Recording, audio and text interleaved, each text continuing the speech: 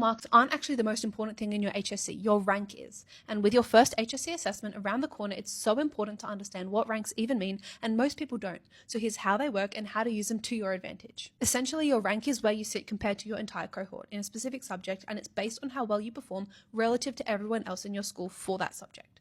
So if the exam average was 40% and you scored a 60%, that might feel bad, but if 60% was one of the top marks, you actually did really well.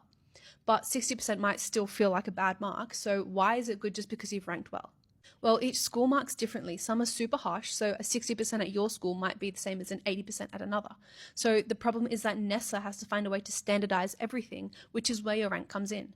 NESA uses your ranks to moderate marks. So your raw internal marks don't go straight into your HSC. They get replaced with a moderated mark based on how your cohort performs in the external exam. But the reason your rank's so important is because every internal assessment contributes to your overall rank, and the rank you're sitting on at the end of trials is what gets sent to NESA to get moderated. If that made no sense, here's a simple way to understand it.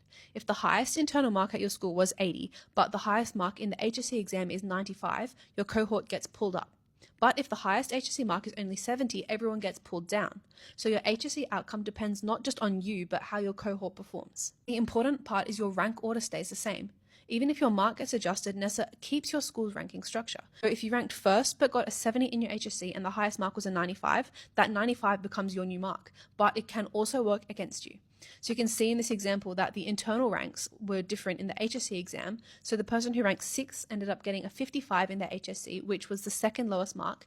So their moderated mark ended up being a 50, which is really not great for them. So if you're worried about your rank or just want some extra help, now is the perfect time to get tutoring so you don't fall behind. We've helped thousands of students increase their marks by 20% on average. So if you want the link to sign up, comment tutoring and we'll send it to you.